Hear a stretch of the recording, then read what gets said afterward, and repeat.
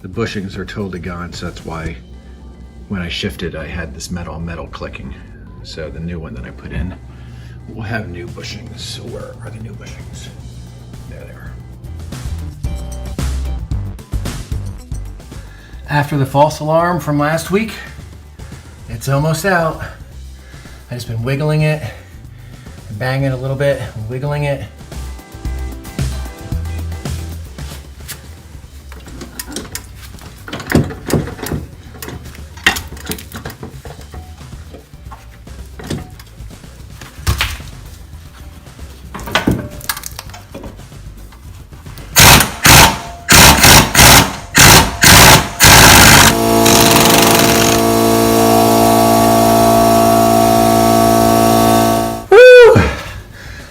How am I going to get this thing back in there? I have no idea.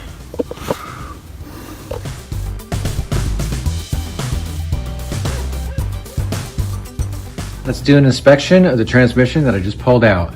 This is what we've all been waiting for the last few weeks, months.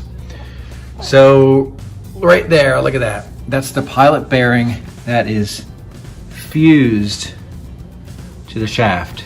So that's why I couldn't get it out, because it's actually fused to the shaft. Throw-out bearing still works, but barely. It's very dry. It's like all the grease and oil is missing. It spins, but it was very loud. I've been dealing with that for years, which is not that bad. The engine mount is shot, so I'll replace that. Okay, there's the new one. And here's the old one.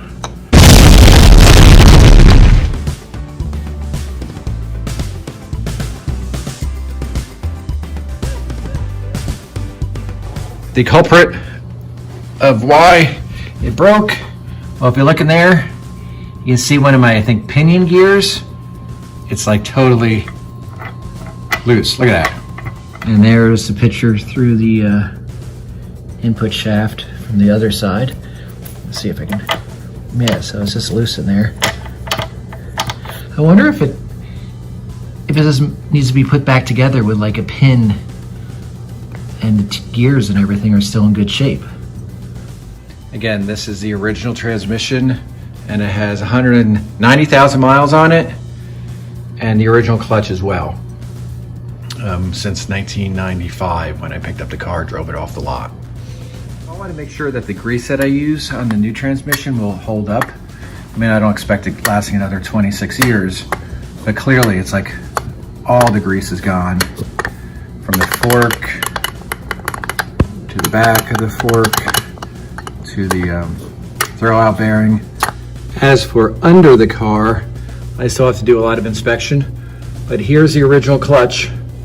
It says Taken clutch, made in USA, and that's been in there since I guess when it was built, 1994. A few other things I'm going to do. I'm going to try to tackle the EGR valve from underneath. I have to replace the rear O2 sensor. I have to replace all the motor mounts, so there's one right there that's old. This one up there I already pulled out. Of course I got to see about the rear seal. I don't think it's leaking, so I may leave it alone. And what other items have to, oh, the gas filter.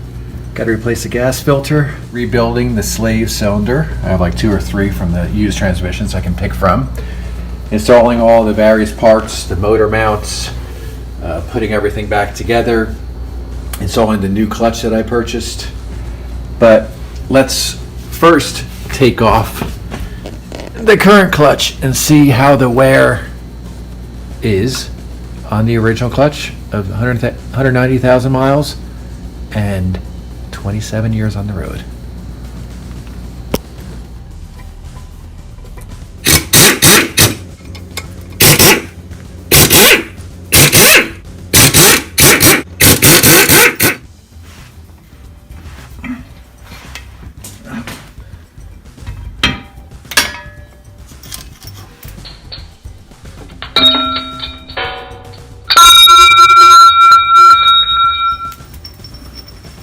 There was a remaining of the pilot bearing,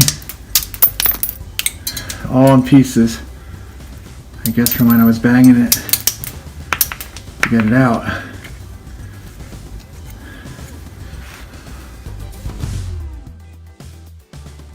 So part of me is thinking of leaving the flywheel alone because it doesn't look that bad, and I don't see any leaking rear seal oil. So I'm thinking of just leaving it and let it be. Of course, I'll clean it up a little bit. Now here's my main concern. This is the original clutch disc that came out, and it's got a lot still left on there. But look how there's 1, 2, 3, 4, 5, 6 rivets, and then this new one that I got, it only has 4. 1, 2, 3, 4, and it's not much thicker at all.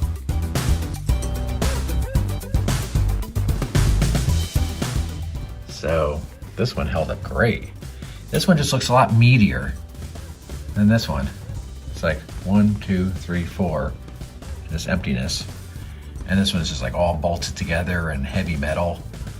Even the inside. So let me know what your thoughts are. And I'm still struggling with the original throwout bearing that's all metal and really meaty, compared to this new one that's plasticky and just kind of wobbly. I mean, it's quiet and stuff, but I don't know.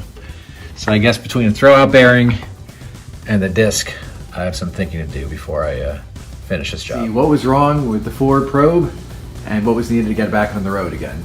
And I just took the rear seal out. I'm going to replace it with a new one. That's, even though it didn't look that bad, I figured since I was in there, I'll replace it with a new one. The original one is a little hard. This one's a little more soft. And then I also took the flywheel off and I cleaned it up pretty good. So I don't see any need to have it resurfaced. I think it's fine. And here is the new rear seal that I just installed. I'm always paranoid that the seal's not going to go in right or it folds in on itself and it's going to start leaking. But I figured while I was in here I had to replace it. And it is a lot tighter and snugger than the other one that has, 23 or 26 years.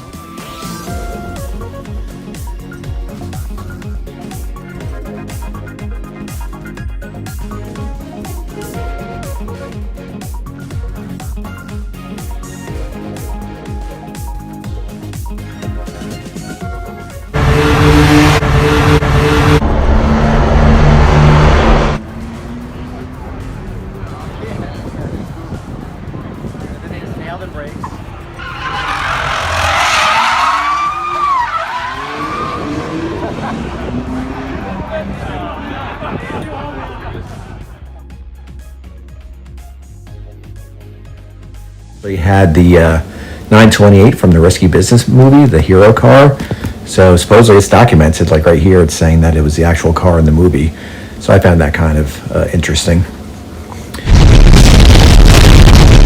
Just got it in.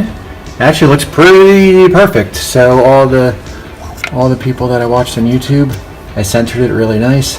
It slides in and out really easy. So I'm just going to torque it down now by torque wrench, and then then I gotta try to get that thing connected.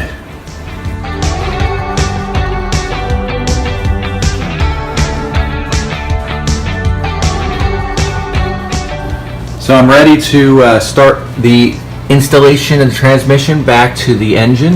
Hopefully I can do it. I have it all ready. Got it on the jack stand or the transmission stand. I rerouted all the hydraulic lines for the slave cylinder and the new hose.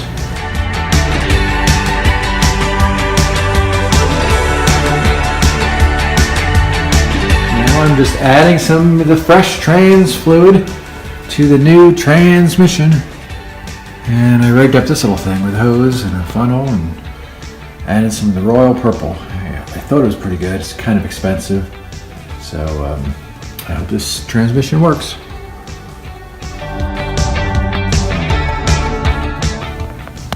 I thought I was so clever with my funnel and hose method to add the transmission fluid, but I forgot that I didn't put the axle in all the way.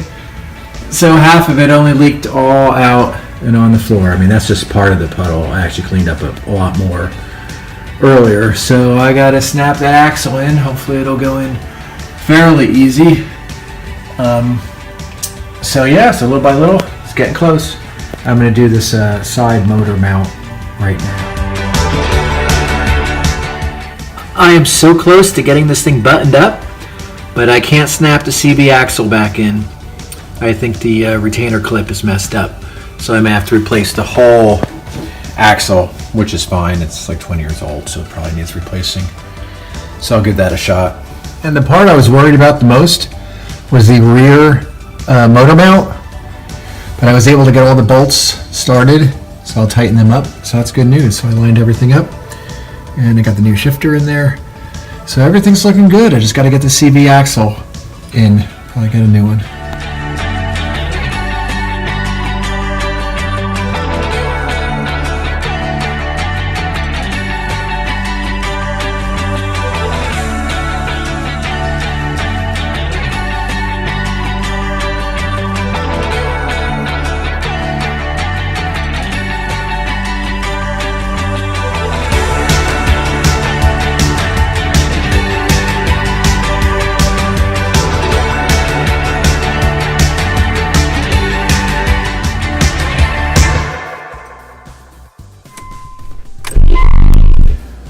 I am so close to trying to get this thing going. The engine's all back together, looks perfect. Like I said, I took my time, everything's in there good. But the battery was dead. I hooked it up last night and then I guess it drained. So I gotta charge it. Getting the wheels on and everything, so I got the new CB axle in.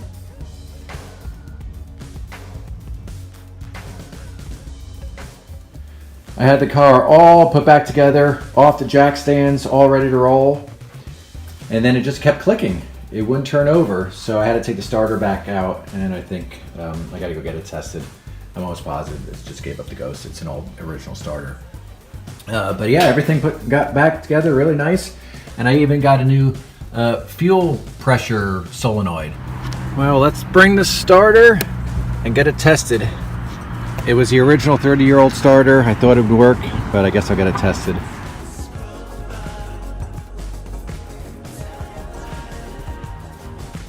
And here's the new starter that just came in the mail today, so we'll be getting her in the car, right? Right, Alex? Yep, and it has been a very long time since I